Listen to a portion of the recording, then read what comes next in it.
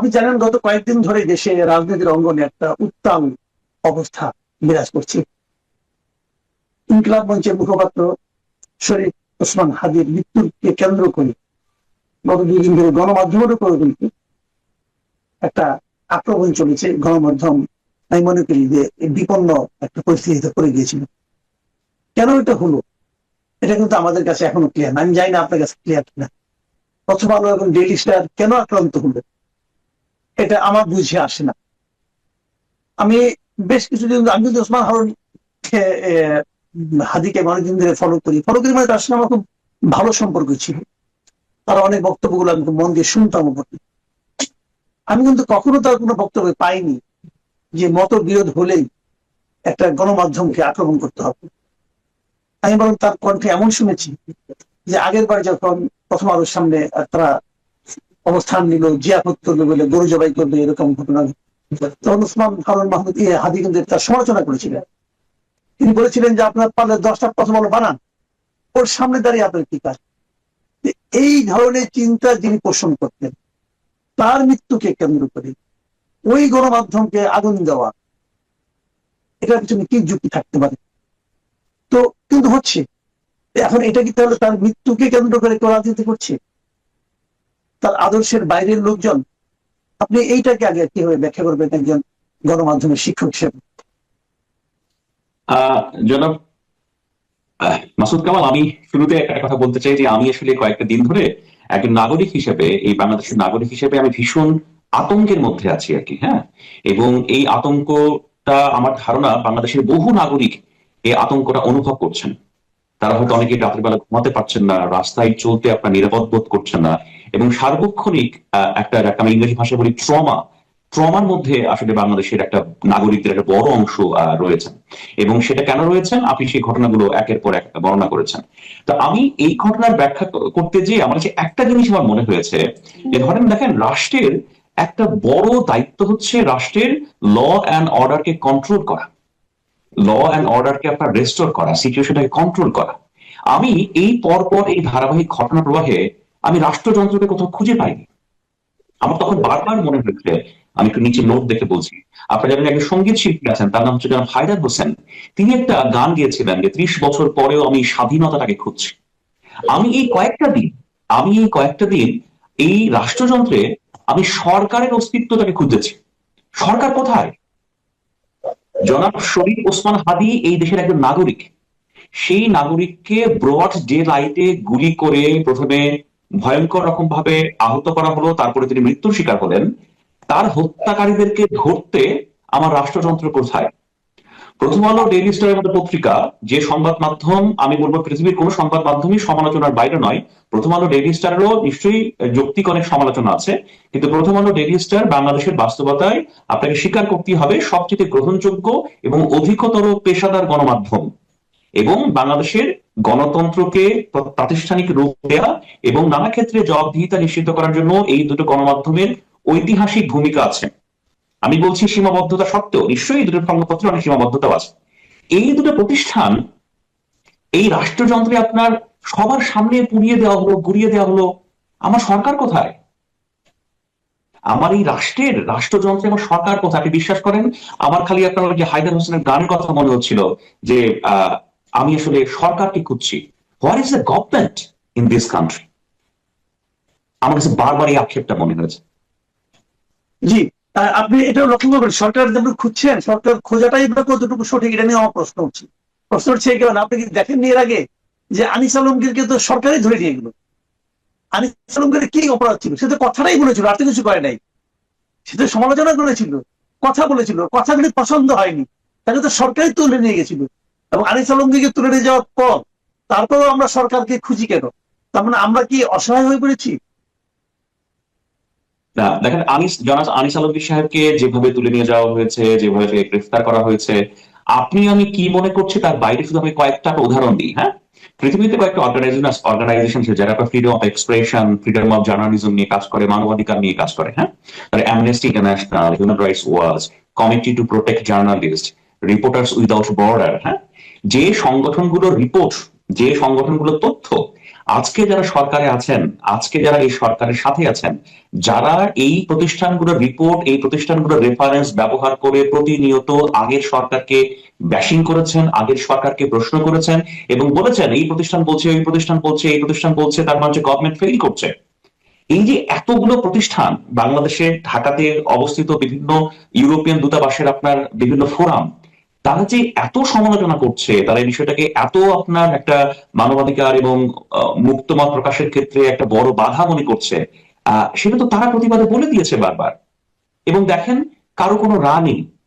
আমরা তো মনে করেছিলাম যে এই সরকারটা হচ্ছে বাংলাদেশের ইতিহাসের সবচেয়ে জ্ঞানী, গুণী, মানবাধিকারের প্রতি শ্রদ্ধাশীল এবং মুক্তমত প্রকাশের ক্ষেত্রে সবচেয়ে অবাধ স্বাধীনতা দেবেন এমন একটা সরকার। সেই সরকারই কাজ করে ফেললেন। আমি শুধু আপনাকে একটা লাইন বলি, জনাব আনিস আলমগীর সাহেবকে ধরে নিয়ে যাওয়ার এই পরে আমি সামান্য একজন শিক্ষক হিসেবে, আমি একজন সামান্য সংবাদ মাধ্যমের বা সংবাদ বিশ্লেষক হিসেবে আমি আগে যে ফ্রিডমটা অনুভব করতাম সেটা আমি এখন বোধ করি না। আমি নিজেও আতঙ্কের মধ্যে থাকি। এই যে আপনার সঙ্গে কথা বলতেছি, আমার কে কোথায় হ্যারাস করবে, কে কোথায় তুলে নিয়ে যাবে আমি জানি না। আচ্ছা, আমি একটু বর্তমানে আসি। সেটা হলো শরীফ ওসমান হাদির যে আজকে যে জানাজাটা হলো, জানাজা হলো, দাফন হলো, জানা যায় বিপুল সংখ্যক লোকের উপস্থিতি দেখা গেল। আমি কয়েকটা ঘটনার কথা আপনাকে বলি। এবং বিপুল সংখ্যক উপস্থিতি যারা ছিল এদের অনেকেই কিন্তু আমরা দেখেছি বিভিন্ন গাড়ি দিয়ে তারা ঢাকার বাইরে থেকে এসেছেন, ঢাকার বিভিন্ন জায়গায় তারা অবস্থান করছেন। এবং জানাজা শেষ হওয়ার পর দেখলাম যে একদল ওখান থেকে তারা দৌড়ে সংসদ ভবনে ঢোকার চেষ্টা করছেন। তারপর আবার একটা অংশ যে শাহবাগে সরকারকে একটা আলটিমেটাম দিচ্ছেন। ইনকিলাব মঞ্চ সরকারকে 24 ঘন্টা আলটিমেটাম দিয়েছে যে যদি 21শে ডিসেম্বরের মধ্যে তারা যদি হাদির খুনিকে গ্রেফতার করতে না পারে অথবা এই সংক্রান্ত ডিটেল বিস্তারিত তথ্য না জানায়, তাহলে তারা স্বরাষ্ট্র উপদেষ্টা এবং প্রধান উপদেষ্টা স্বরাষ্ট্র বিষয়ক বিশেষ সহকারী খুদাবক্স চৌধুরী এই দুজনের পদত্যাগ দাবি করেছেন। সেই সঙ্গে তারা খুদাবক্স চৌধুরীর কাছে এটাও দাবি করেছেন যে গত 7 দিন আপনি কি কি করেছেন এই হাদির খুনিকে ধরার জন্য, তার একটা তালিকা যেন আপনি দেন। এই যে দাবিগুলো, এই যে পুরো ঘটনা প্রভাব আপনি নিশ্চয়ই দেখেছেন আপনার মতো। আমি ছোট্ট করে একটু বলার চেষ্টা করলাম, এটার প্রেক্ষিতে আপনার কি মনে হয়েছে? জনাব মাসুদ কামাল, আপনি আমাকে সবশেষ প্রশ্ন যেটা করেছেন এটা আমার কাছে মনে হয় খুবই গুরুত্বপূর্ণ একটা প্রশ্ন। তবে এই প্রশ্নের উত্তর দেওয়াটা একটু কঠিন এবং আমার কাছে একটু রিস্কিও বটে। এই প্রশ্নের উত্তর আমি সরাসরি দেওয়ার ব্যাপারে স্বাচ্ছন্দ্য বোধ করছি না এবং ব্যক্তিগতভাবে মনে করি এই প্রশ্নের উত্তর যদি আমি সরাসরি ভাবে আমার মনের কথাটা আপনাকে বলার চেষ্টা করি, এটা আপনি কোনোভাবে বিপদে পড়তে পারেন, আমিও বিপদে পড়তে পারি। হ্যাঁ, এবং আমি খুব ছাপোষা মানুষ, আমি আসলে বিপদে পড়তে চাই না। আমি শুধু আপনাকে দুটো ফেসবুকে স্ট্যাটাস করে শোনাই। হ্যাঁ, দুজন ব্যক্তি এই সাম্প্রতিক ঘটনার প্রবাহ নিয়ে খুব চমৎকার দুটো কথা বলেছেন। আমি তাদের বক্তব্য আপনাদেরকে পড়ে শোনাই। আপনি যারা জিয়া হাসানকে চেনেন, তিনি এই সরকারের একজন শুভাকাঙ্ক্ষী বা কাছের একজন ব্যক্তি এবং তিনি খুব গুণী মানুষ। তিনি অনেক ভালো কিছু অ্যানালাইসিস আমাদের সামনে তুলে ধরেন। তার একটা অ্যানালাইসিস তিনি গতকাল তুলে ধরেছেন যখন বাংলাদেশের অবস্থা খুব ভলাটাইল এবং যখন বলছিলাম যে আপনি যখন সরকারকে খুঁজছিলাম, তো সেই সময় যারা জিয়া হাসান লিখেছেন, বাংলাদেশ যে আফগানিস্তান হবে সেটা আমি নিশ্চিত নই, কিন্তু আমি শতভাগ নিশ্চিত বাংলাদেশের সোমালিয়া বা রুয়ান্ডার মতো ভাতৃঘাতী সংঘাতমুখর দেশে পরিণত হবে, যেখানে কোনো নাইক অ্যাডিডাসের বিনিয়োগ হবে না, বিএমডব্লিউ, মার্সিডিজ বা এনভিডিআর ফ্যাক্টরি হবে না, ফেসবুক, গুগল, অ্যাপলের বিনিয়োগ আসবে না আমাদের মেধা সম্পদ ব্যবহার করতে, যেটা এখন ভারতে হচ্ছে। খেয়াল করে রাখছেন, উনি আফগানিস্তান বলেননি, তিনি বলছেন সোমালিয়া, রুয়ান্ডার মতো ভাতৃঘাতী সংঘাতমুখর দেশে পরিণত হবে। আমার মনে হয় গতকাল রাতে যখন আমি সরকারকে খুঁজছিলাম, সরকার কোথায়, হ্যাঁ, তখন অনেকেই এটাই হয়তো ভেবেছিলেন যে এই দেশে আইন শৃঙ্খলা, ল অর্ডারকে নিশ্চিত করার জন্য কেউ নেই। এই ঢাকা শহরের পুলিশ কই? ডিএমপি কমিশনার কই?